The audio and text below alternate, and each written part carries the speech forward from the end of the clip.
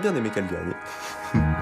En 2014, c'est sans doute l'un des plus grands buzz qu'ait connu l'Eurovision qui se joue avec la participation de la candidate autrichienne, Conchita Wurst. Il y avait quand même un doute sur la réaction qu'allaient avoir certains pays par rapport au fait d'envoyer une femme à barbe et un symbole un peu fort comme celui-ci. On savait quand même qu'il y avait des menaces, notamment de la Russie, comme quoi il valait mieux pas se présenter, il fallait pas voter pour quelqu'un comme ça, etc. Il y en a même qui avaient, je crois, menacé de pas diffuser la chanson parce qu'ils trouvaient que c'était scandaleux de faire ça. Et du coup, c'était un événement aussi bien pour le buzz, mais aussi c'était un joli symbole pour l'évolution des mentalités. Et c'est ça qui a fonctionné. Ainsi, le soir de la grande finale, son arrivée est très attendue. Tous les pays, tous les téléspectateurs, je pense, qui étaient devant la télé, attendaient Conchita Wurst parce qu'ils en avaient entendu parler, quoi qu'il arrive dans leur pays.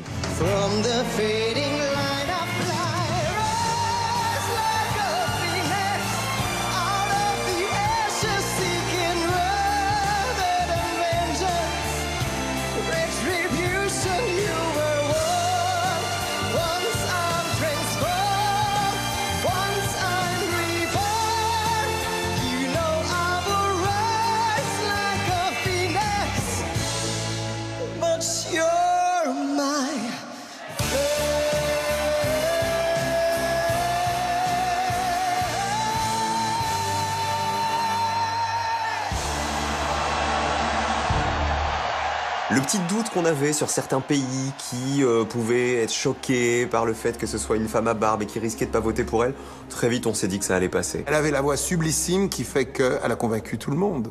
Donc comme quoi, la musique adoucit les mœurs. Austria. Austria. Go to Austria. Austria. Austria. Conchita. Austria.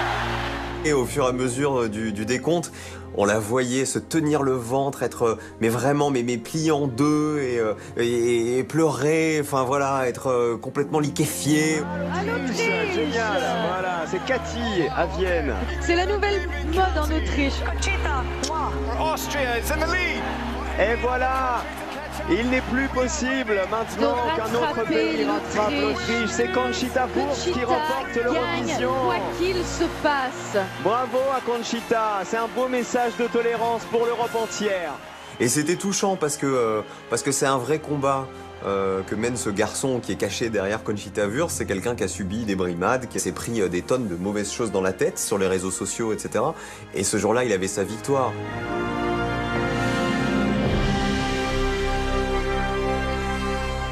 Donc ça a été d'autant plus une double victoire aussi, ou triple victoire. Enfin, c'était un grand moment à la fois joyeux et extraordinaire et émouvant. Et je me souviens surtout quand il est monté sur scène et qu'il a saisi le trophée de l'Eurovision et qu'il a dit « Voilà, on pourra jamais nous arrêter ». C'était un super symbole pour le monde entier. Ce soir-là marque le début du phénomène Conchita Wurst. Depuis la victoire d'ABBA, l'Eurovision n'avait plus connu un tel engouement pour son vainqueur. En un temps record, Conchita devient une star planétaire.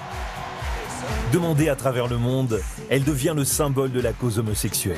Elle défile pour Jean-Paul Gaultier, témoigne au Parlement européen, squatte les tapis rouges et publie même son autobiographie à 26 ans seulement. La popularité spectaculaire de Conchita laisse songeur de nombreux pays, comme la France, qui n'a pas gagné le concours depuis bientôt 30 ans et qui rêve à une nouvelle victoire.